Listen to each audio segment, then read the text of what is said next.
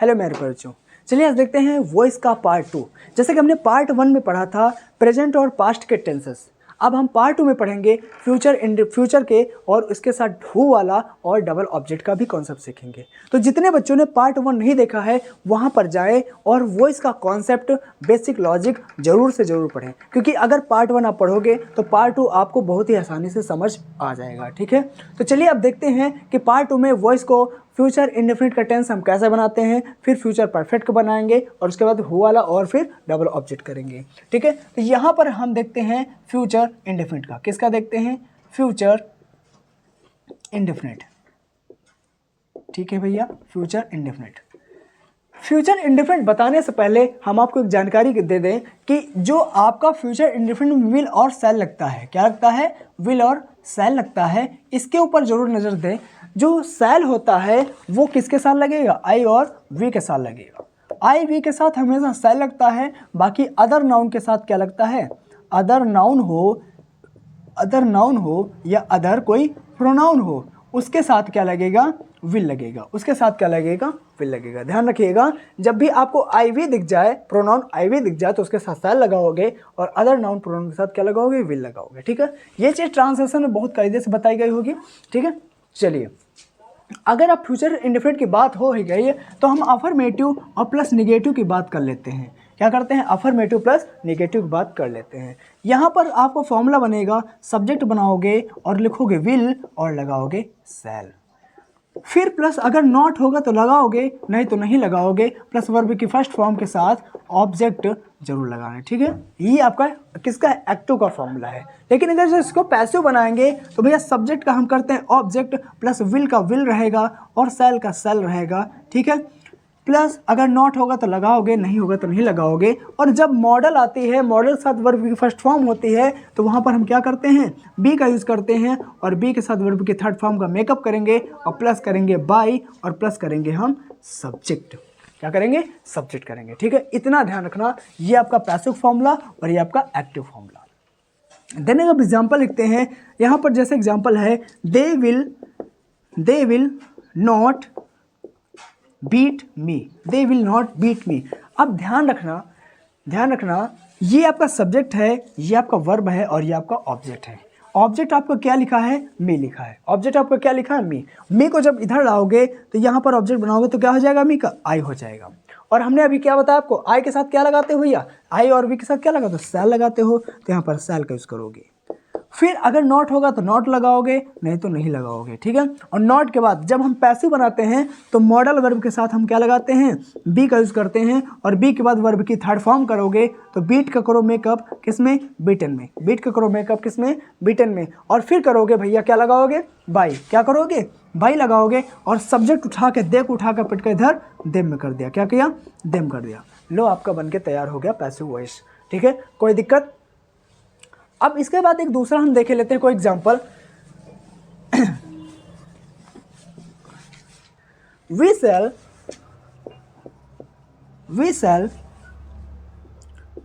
write an application tomorrow. We shall write an application tomorrow. चलो अब देखते हैं इसका। देखो ध्यान देना, यहाँ पर क्या है? सब्जेक्ट है और सब्जेक्ट क्या करो? ऑब्जेक्ट लाओगे। तो ऑब्जेक्ट क्या है? एन एप्लीकेशन और यहाँ पर टुमेरो। एक चीज़ ध्यान रखना, अगर कहीं पर आपको समय दे दे, टुमेरो दे दे, टू दे दे, मॉर्निंग दे दे, इवनिंग दे दे, एट नाइट दे दे, यस्टरडे, एट होम दे दे, कुछ भी दे दे, उसको हमेशा आप कहाँ लिखोगे? लास्ट में लिखोगे। कहाँ लिखोगे? लास्ट में लिखोगे। तो जब भी आपको कोई समय दे दे उसको रोक लेना और उससे कहना पहले हम ऑब्जेक्ट को लेकर जाएंगे। किसको लेकर जाएंगे? ऑब्जेक्ट को लेकर जाएंगे। तो भैया उठा लो इस तरह ऑब्जेक्ट को, तो लिखा एन एप्लीकेशन। क्या लिखा है भैया? An application. चलिए अब बताओ एन एप्लीकेशन के साथ क्या लगाओगे? विल लगाओगे, सेल लगाओगे? क्या लगाओगे? विल लगाओगे, सेल लगाओगे? तो भैया हमने कहा था कि जब जब आपको आई वी दिखेगा तभी आप सेल लगाओगे, इसके अलावा आप किसी के साथ सेल नहीं लगाओ। तो यहाँ पर क्या करोगे? विल का प्रयोग करोगे। क्या करोगे? विल का प्रयोग करोगे। यहाँ पर आपको कहीं नॉट दिख रहा है? नहीं है, इसका मतलब नॉट नहीं लगाना। आप डायरेक्टली अब क्या करोगे? बी का यूज़ कर दो। क्या कर दो? बी का। और जो आपकी फर्स्ट फॉर्म है उसका मेकअप करो थर्ड फॉर्म में, तो राइट का हो जाएगा रिटेन। क्या हो जाएगा? रिटेन। और बाई किसका हो जाएगा भैया? बाई। और बाई सब्जेक्ट क्या है? अस। क्या? सॉरी वी है, तो वी का क्या करोगे? वी का करोगे अस, और जब आपको समय दे दे टोमेरो तो टोमेरो को लास्ट में लिख दोगे, क्या कर दोगे, लास्ट में लिख दोगे और लगाओगे फुल स्टॉप। कोई दिक्कत? जब भी आपको समय रहे वो हमेशा लास्ट में लिखा करो, चाहे टुडे हो चाहे मॉर्निंग हो, कुछ भी हो, ठीक है। चलो अब देखते हैं हम इंटेरोगेटिव की तरफ। इंटेरोगेटिव कैसे बनता है इसको भी एक बार देख लेते हैं।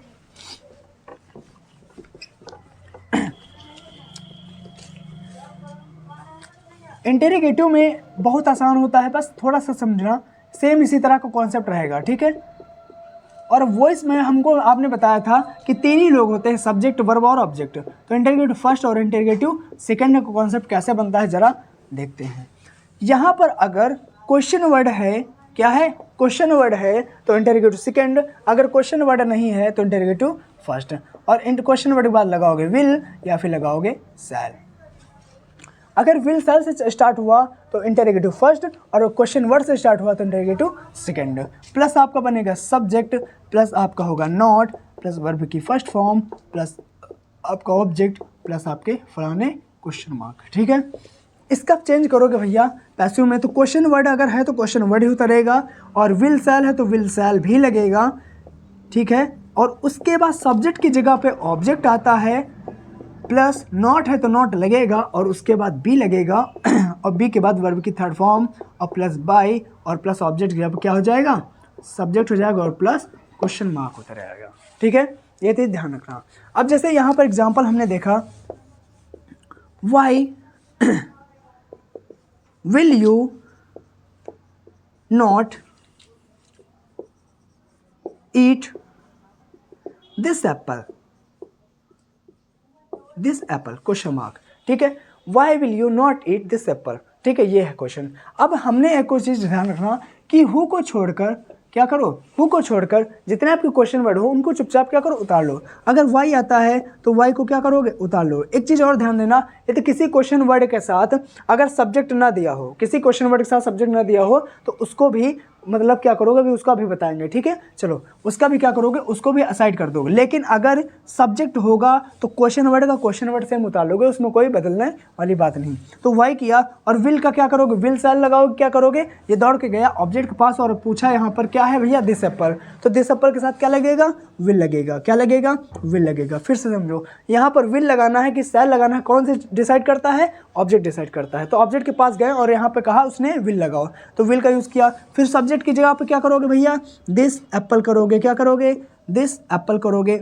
अगर नॉट है तो नॉट लगाओगे, और फिर नॉट के बाद क्या करते हैं, बी लगाते हैं, और बी के बाद वर्ब को मेकअप करोगे, ईट का क्या करोगे, ईटेन, और उसके बाद करोगे बाई, क्या लगाओगे, बाई, और प्लस सब्जेक्ट क्या है भैया, यू, और यू, तो यू को क्या करोगे, यू ही लिख दोगे, लगाओगे फलाने क्वेश्चन मार्क को, क्या लगाओगे, फलाने क्वेश्चन मार्क को लगाओगे। अब फ्यूचर इंडेफिनिट हो गया है, अब हम फ्यूचर कॉन्टिन्यूअस देखेंगे, लेकिन ध्यान रखना फ्यूचर कॉन्टिन्यूअस नहीं बनता है, फ्यूचर परफेक्ट बनेगा। किसका बनेगा, फ्यूचर परफेक्ट बनेगा, ठीक है। चलो फ्यूचर परफेक्ट एक बार देखते हैं, ठीक है। अगर सेशन आपको अच्छा लग रहा हो तो ज़रूर लाइक करें, और चैनल को सब्सक्राइब जरूर कर लें, और बेल आइकन को प्रेस जरूर कर लें, क्योंकि आपको हर टाइप के वीडियो यहाँ पर आपको प्रोवाइड किए जाएंगे, ठीक है, जिससे आपको आने वाले आगामी परीक्षाओं में, बोर्ड एग्जाम में बहुत ही मदद मिलेगी, ठीक है। चलिए अच्छी बात। उसके बाद अब यहाँ पर देखते हैं फ्यूचर परफेक्ट की, किसकी, फ्यूचर परफेक्ट की देखते हैं बात। कौन है फ्यूचर परफेक्ट और क्या करते हैं ये महाशय। यहाँ पर ध्यान रहना कि अफर्मेटिव निगेटिव दोनों का हम बनाते हैं, अफर्मेटिव और निगेटिव दोनों का बनाते हैं। सब्जेक्ट रहेगा, क्या रहेगा, सब्जेक्ट रहेगा, विल रहेगा या तो शैल रहेगा, विल रहेगा या तो शैल रहेगा, प्लस आपका हैव रहेगा, और प्लस आपका नॉट, प्लस वर्ब की थर्ड फॉर्म, और प्लस आपका ऑब्जेक्ट, प्लस बस इतना ही काफ़ी, ठीक है। उसके बाद इसका जब बनाओगे आप पैसिव, तो ऑब्जेक्ट इधर आ जाएगा सब्जेक्ट की जगह पर, विल का विल ही रहेगा और शैल का शैल ही रहेगा, ठीक है। प्लस आपका हैव लग जाएगा, और प्लस आपका नॉट लग जाएगा, प्लस आपकी बीन लग जाएगी, ठीक है। जैसे आपने प्रेजेंट परफेक्ट और पास्ट परफेक्ट पढ़ा था, सेम टू सेम वही कॉन्सेप्ट यहाँ पर आएगा। जब जब आपको वर्ब की थर्ड फॉर्म नजर आएगी, आप वर्ब के क्या करोगे, थर्ड फॉर्म नजर आएगी तो आप बीन लगाओगे, प्लस क्या करोगे, बीन के बाद क्या करता है, वर्ब की थर्ड फॉर्म ही रहेगी, प्लस करोगे बाई, और प्लस करोगे सब्जेक्ट, ठीक है, प्लस करोगे सब्जेक्ट। चलिए एग्जाम्पल देख लेते हैं। We shall have not we shall have not read lesson tomorrow. ठीक है, चलिए, we shall have not read lesson tomorrow.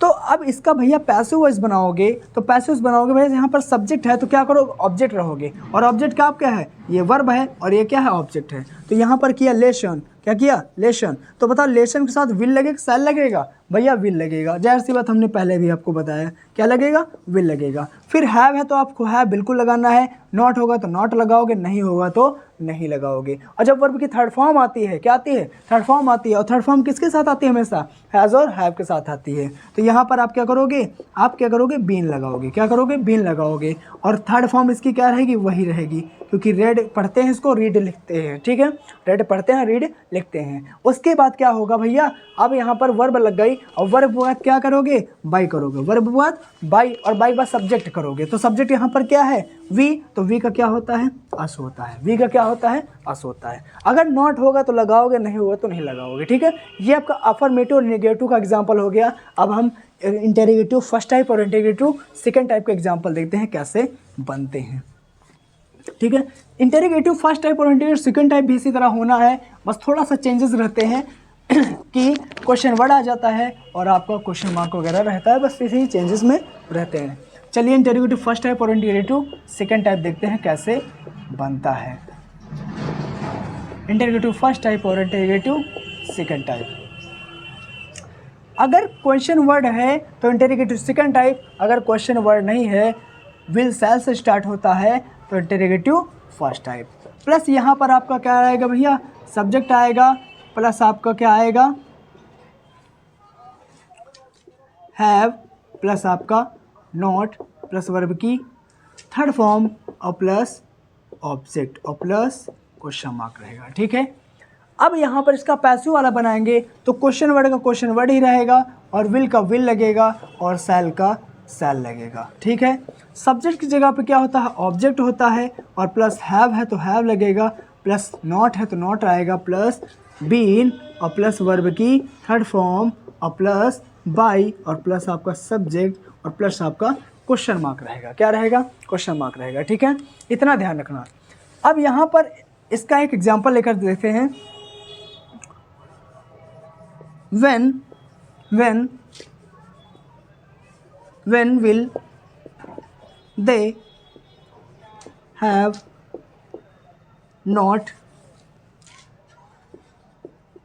beaten him, question mark. ठीक है, when will they have not beaten him। अब इसका हम एक बार देखते हैं, सॉल्व करके इसको पैसिव बनाते हैं, क्या बनता है। देखो भाई, हमने बताया था जब आपका सब्जेक्ट रहेगा तो क्वेश्चन वर्ड सेम होता रहेगा, अगर सब्जेक्ट नहीं होता तो उसके क्वेश्चन वर्ड पहले क्या करते हैं, बाई लगा देते हैं, क्या करते हैं, बाई लगा देते हैं। तो यहाँ पर क्या करोगे, यहाँ पर सब्जेक्ट हो तो लगाया when, और विल लगाओगे, शैल लगाओगे, कौन निर्धारित करता है, कौन डिसाइड करता है, आपका ऑब्जेक्ट। हिम है तो हिम का सब्जेक्ट क्या होता है, ही, तो ही के लिए लगेगा विल, ही क्या लगता है, विल लगता है, और जो आपका सब्जेक्ट होगा उसकी जगह पे ऑब्जेक्ट आएगा, ही क्या है, ऑब्जेक्ट आपका हिम है तो क्या करोगे, यहाँ पर आओगे, ही हो जाएगा, और ही के बाद आपने लगाया हैव, और हैव के बाद लगेगा नॉट, और जब हैव होता है वहाँ पर क्या लगता है, बीन लगता है, क्या लगता है, बीन लगता है, और बीन के बाद वर्ब की थर्ड फॉर्म, इसमें थर्ड फॉर्म पहले ही दिया रहता है, B10, क्या है, B10, और B10 पर लगाओगे बाई, और बाई के बाद सब्जेक्ट क्या है भैया, दे, क्या है सब्जेक्ट, दे, और दे का क्या करते हो,